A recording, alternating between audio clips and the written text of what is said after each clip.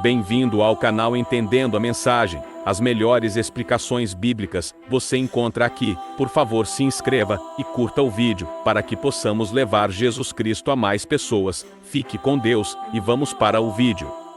O que é a missa do galo? O que é que ela representa? Porque ela é sempre na meia-noite, não é? Não. A tradição antiga, quando fala do Natal, Natal não era comemorado nos primeiros séculos, como essa data que nós temos hoje. Natal vai ser fixado depois no calendário por uma questão teológica, primeiro, porque se nós celebramos a Páscoa, que é a ressurreição da carne, nós precisamos celebrar também o surgimento da carne, a encarnação.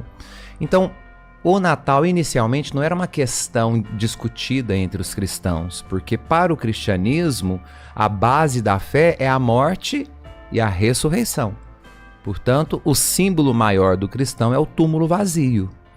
Então nós celebramos que Deus, assumindo a figura humana, morreu para matar o pecado humano e ressuscitou para ressuscitar a vida humana com ele. Agora, nós temos que ter o início dessa encarnação, porque essa carne que nós celebramos ressuscitada, ela teve um início. Então aí nasce essa necessidade de celebrar a encarnação. Então, os textos bíblicos que já falam do nascimento, de como isso se deu, começam então a ter uma validade, sobretudo no período patrístico, a partir do século II. Então, vamos fixar uma data. Provavelmente, pela história, quando se estuda a história e a arqueologia, a data do nascimento do Senhor provavelmente foi no mesmo período em que aconteceu a sua morte. Porque a morte de Jesus foi durante a Páscoa judaica, o Peshá, durante o mês de Nissan, que é o mês do Cordeiro, que é a primavera. A morte de Jesus foi na Páscoa, na primavera. Tanto que todos os relatos bíblicos diziam que tinham ali aos pés da cruz um jardim. Quando se fala de jardim, se fala de alguma coisa florida. Então, era primavera. Para se falar de jardim, tem que ter flor. Sim. Né? E mesmo em Israel, que tem pouquíssimas flores, os jardins eram cultivados pelas famílias. E aquela terra onde Jesus foi crucificado pertencia a um homem que era seguidor oculto de Jesus, chamado José, da cidade de Arimateia.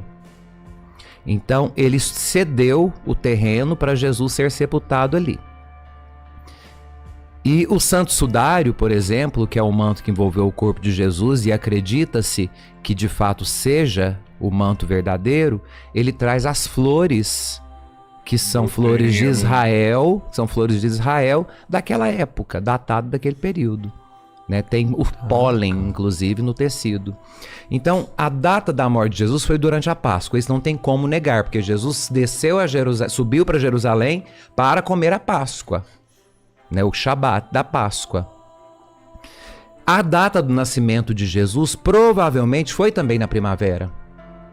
E quando Gregório Magno decide colocar uma ordem num calendário da Igreja Católica, eles vão perceber que a data do Natal e da Páscoa, da ressurreição, estavam muito próximas. O que não daria para fazer uma celebração do ano litúrgico, seguindo etapas e respeitando o período de preparação para essas festividades. Então, não necessariamente a igreja vai se prender à data certa do acontecimento, porque para nós fixamos o dia em que nós fazemos a memória do acontecimento.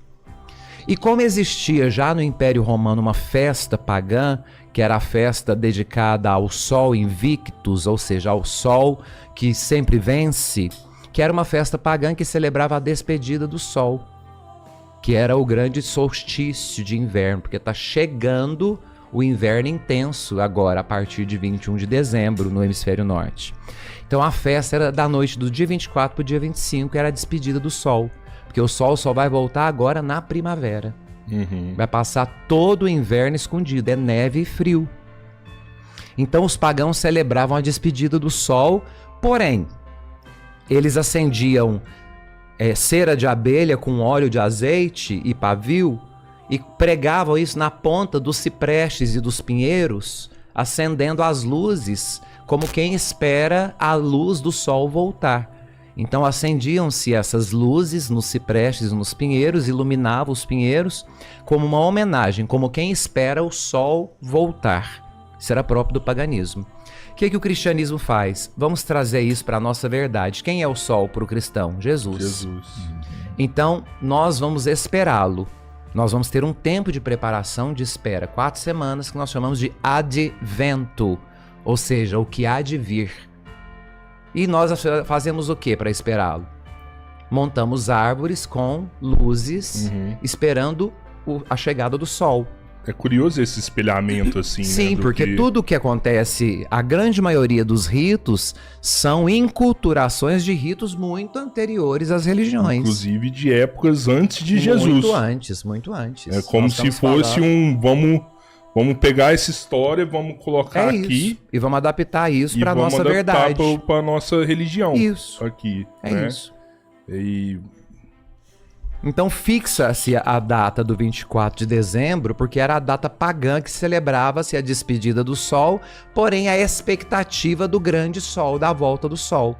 Para nós o sol já veio, o profeta Zacarias já vai dizer isso. O sol é Jesus. Pelo amor do coração do nosso Deus, o sol nascente que veio nos visitar, lá do alto como luz resplandecente, para iluminar a quantos jazem entre as trevas e que na sombra da morte estão sentados, e para dirigir os nossos passos, guiando-os no caminho da paz.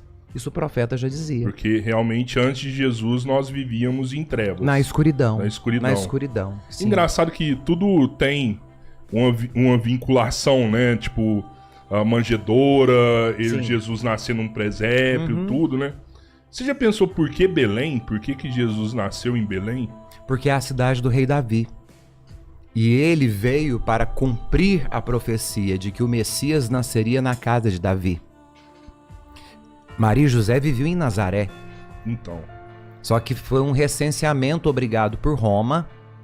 E o recenseamento dizia o seguinte: é preciso que todos venham se alistar, porque o Império Romano tem o controle de quantos cidadãos tem para saber quanto de imposto que vai entrar no ano. E o ano judaico começa em Nissan. Esse será para vós o primeiro dos meses, que é o período da primavera, quando começa a primavera. Então, por isso que provavelmente o nascimento do Senhor foi também na primavera. Porque o recenseamento foi nesse período, no início. Tá, mas ir para Belém foi só por conta caminho. Descendo de Nazaré para Jerusalém, passa-se por Belém. Só para nascer numa cidade com rei. E a profecia dizia que o Messias viria de Belém. Mas ele não teve que, na verdade, ele teve que nascer lá também, porque eles tiveram que fugir.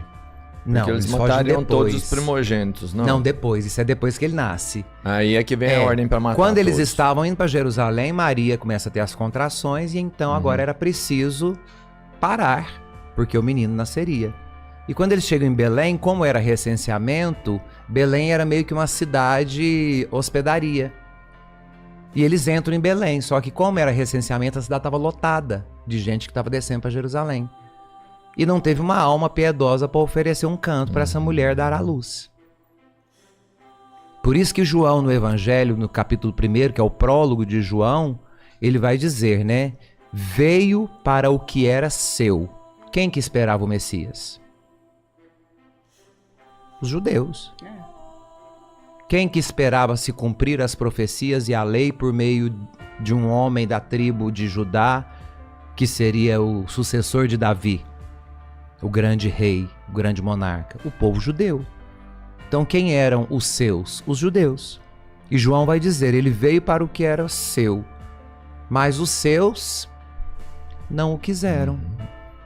Tanto que em Belém é a representação do que o judaísmo vai fazer com Jesus. E nasceu assim mais uma briga entre as religiões. Também. Né? Por quê? O cristão falando, é seu, justamente, veio pra você. Mas vocês não quiseram. Não é nosso não, não é nosso quiseram. não. A gente matou, não é nosso não, né? É verdade, isso aí que você falou. E até hoje é assim. É mais uma briga, né?